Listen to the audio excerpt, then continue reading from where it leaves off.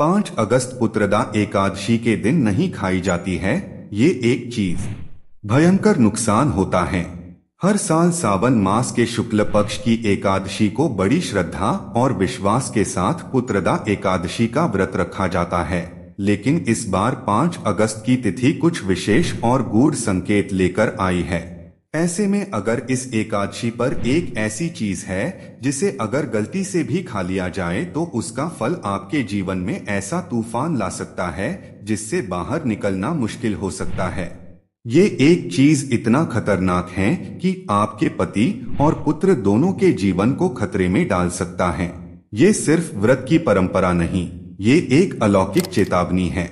ऐसी चेतावनी जिसे समझना और मानना आपके लिए बहुत जरूरी है, वरना इसका परिणाम सिर्फ शारीरिक नहीं बल्कि मानसिक, सामाजिक और पारिवारिक स्तर पर भी झेलने पड़ सकते हैं। और आप लोग नाचने वाले के वीडियो में लाइक कमेंट कर देते हैं, लेकिन अगर आज मैं कही कि आप अपने पति और पुत्र की लंबी उम्र के लिए इस चैनल को सब्सक्राइब करके कमेंट में जय श्री कृष्णा लिखने के लिए, तो आप लोग लिखेंगे। आज देखता हूँ कौन कौन अपनी पति और पुत्र के लिए सब्सक्राइब करके कमेंट करती हैं। दोस्तों, बहुत से घरों में व्रत रख लिया जाता है, पूजा पाठ कर लिया जाता है, लेकिन अनजाने में ऐसी भूल हो जाती है जो संतान सुख के मार्ग को हमेशा के लिए बंद कर देती है। आप सोच रहे होंगे कि आखिर कौन सी चीज है जो पुत्रदा एकादशी के दिन नहीं खाई जाती। इसका जवाब जानने से पहले आपको उस भावना को समझना होगा जिसके कारण इस दिन का महत्व इतना बढ़ जाता है। पुत्रदा एकादशी न केवल संतान प्राप्ति की कामना का दिन है, बल्कि ये दिन हमारे कर्मों के गहराई से जुड़े परिणामों को भी दर्शाता है। जिस प्रकार तुलसी का एक पत्ता भी श्रीहरि को अर्पित करने से पुण्य की प्राप्ति होती है, उसी प्रकार एक छोटी सी चूक पूरे पुण्य को नष्ट कर सकती है। इसीलिए कहा जाता है कि पुत्रदा एकादशी पर भोजन में क्या खाएं और क्या नहीं, इसका विशेष ध्यान रखना अत्यंत आवश्यक होता है। दोस्तों, किसी भी व्रत या पर्व का पूरा फल तभी मिलता है जब हम उसके नियमों का सही ढंग से पालन करते हैं। आज के इस वीडियो में हम आपको पुत्रदा एकादशी के व्रत से जुड़ी कुछ बेहद महत्वपूर्ण बातें बताने जा रहे हैं। हम आपको बताएंगे कि इस दिन आपको क्या खाना चाहिए और किन चीजों से दूर रहना चाहिए। दोस्तों, शास्त्रों में कुछ ऐसी चीजें बताई गई हैं जिन्हें एकादशी के दिन खाने से न केवल व्रत भंग होता है, बल्कि इसके नकारात्मक परिणाम भी देखने को मिलते हैं। इसलिए इस वीडियो को अंत तक जरूर देखिएगा, क्योंकि इस वीडियो में दी गई जानकारी आपके व्रत को सफल बनाने में बहुत सहायक होगी। एक छोटी सी गलती आपके व्रत के पूरे फल को नष्ट कर सकती है, इसलिए आप वीडियो को छोड़कर जाने की गलती मत करिए। आप वीडियो को पूरा देख कर ही जाइएगा। सबसे पहले बात करते हैं कि एकादशी के दिन क्या क्या नहीं खाना चाहिए। यह सबसे महत्वपूर्ण हिस्सा है, क्योंकि अक्सर लोग अनजाने में ऐसी गलतियां कर बैठते हैं जिनका खामियाजा उन्हें भुगतना पड़ता है। दोस्तों, शास्त्रों में स्पष्ट रूप से बताया गया है कि एकादशी के दिन चावल का सेवन सख्ती से वर्जित है। इसके पीछे एक पौराणिक कथा है।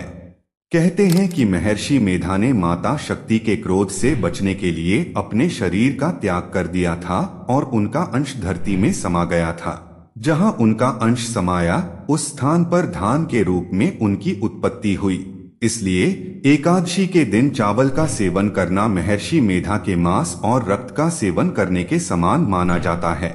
जो व्यक्ति इस दिन चावल का सेवन करता है, उसे अगले जन्म में रेंगने वाले जीव की योनि प्राप्त होती है। यह एक बहुत ही गंभीर चेतावनी है, इसलिए चावल से पूरी तरह से परहेज करें। इसके अलावा एकादशी के दिन गेहूं और दालों का सेवन भी वर्जित है। इसमें अरहर, चना, उड़द, मसूर आदि सभी प्रकार की दालें शामिल हैं। इसका कारण यह है कि इन अनाजों को तामसिक भोजन की श्रेणी में रखा गया है और व्रत के दौरान सात्विक भोजन ही किया जाता है। तामसिक भोजन से मन में अशांति और क्रोध की भावना बढ़ती है, जो ध्यान और तपस्या के लिए उचित नहीं है।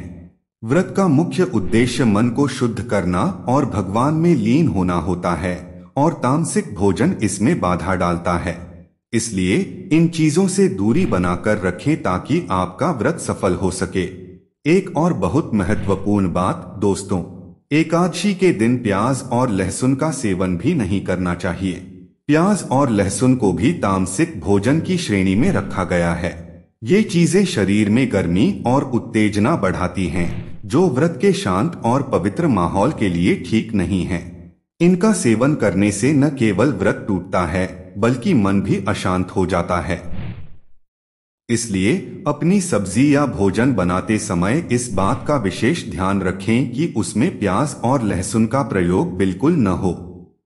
इसके साथ ही मसालों का अत्यधिक प्रयोग भी इस दिन वर्जित है। गरम मसाले, लाल मिर्च, हींग आदि का सेवन बहुत कम मात्रा में या बिल्कुल न करें। नमक में भी सेंधा नमक का ही प्रयोग करें, क्योंकि साधारण नमक को व्रत में शुद्ध नहीं माना जाता।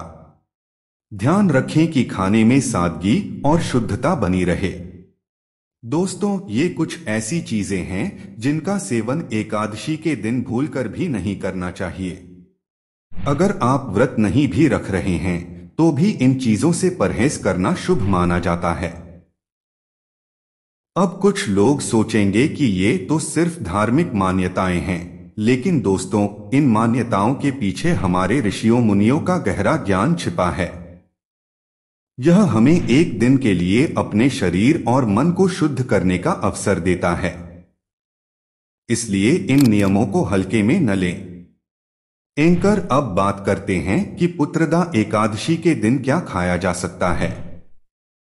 दोस्तों, व्रत का मतलब सिर्फ भूखे रहना नहीं होता। आप सात्विक और फलाहारी भोजन करके भी अपने शरीर को ऊर्जा दे सकते हैं। इस दिन आप फल और सब्जियां खा सकते हैं।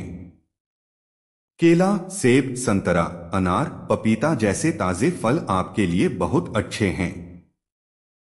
सब्जियों में आप आलू, शकरकंद, अरबी, कद्दू, लौकी आदि का सेवन कर सकते हैं। आप इनकी सब्जी बिना प्याज और लहसुन के बना सकते हैं, जिसमें सेंधा नमक और हल्के मसाले डाल सकते हैं। इसके अलावा साबूदाना एकादशी के व्रत में एक बहुत ही लोकप्रिय विकल्प है। आप साबूदाने की खिचड़ी या खीर बना सकते हैं। साबूदाने की खिचड़ी में आप मूंगफली, हरी मिर्च और सेंधा नमक का प्रयोग कर सकते हैं। यह न केवल स्वादिष्ट होती है, बल्कि आपको पूरे दिन ऊर्जा भी देती है। दूध और दूध से बने उत्पाद जैसे दही, पनीर, छाछ भी आप ले सकते हैं। दूध को संपूर्ण आहार माना गया है और यह व्रत के दौरान शरीर को पोषण देता है। आप पनीर को सेंधा नमक और काली मिर्च के साथ भूनकर खा सकते हैं। अगर आप कुछ और हल्का खाना चाहते हैं तो आप कुट्टू का आटा या सिंघाड़े के आटे की पूरी या रोटी बना सकते हैं। ये दोनों ही चीजें व्रत में खाई जा सकती हैं। इसके साथ आप आलू की सब्जी या दही का सेवन कर सकते हैं। दोस्तों, ये कुछ ऐसे चीजें हैं जो आपके व्रत को न केवल सफल बनाएंगे, बल्कि आपको भूख और कमजोरी का एहसास भी नहीं होने देंगे। सबसे महत्वपूर्ण बात यह है कि आप जो भी खाएं, वह शुद्ध और सात्विक हो। भोजन बनाते समय मन में भगवान का ध्यान रखें और साफ सफाई का पूरा ध्यान रखें। और सबसे अंत में जो बात जीवन बदल सकती है, इस दिन रात में सोने से पहले एक छोटा सा काम जरूर करिए। भगवान विष्णु की एक तस्वीर या मूर्ति के सामने घी का दीपक जलाइए और हाथ जोड़कर कहिए, हे श्रीहरि, मैंने जो कुछ भी अनजाने में इस व्रत में त्रुटियां की हों, उन्हें क्षमा करें और मुझे वह संतान दें जो धर्म, भक्ति और मर्यादा का पालन करे। जब यह प्रार्थना आप सच्चे हृदय से करेंगे तो विश्वास मानिए, भगवान आपके घर उस आत्मा को भेजेंगे जो आपके कुल का दीपक बनेगी। वो संतान जो सिर्फ आपका वंश नहीं बढ़ाएगी, बल्कि आपके पुण्य को भी आगे लेकर जाएगी।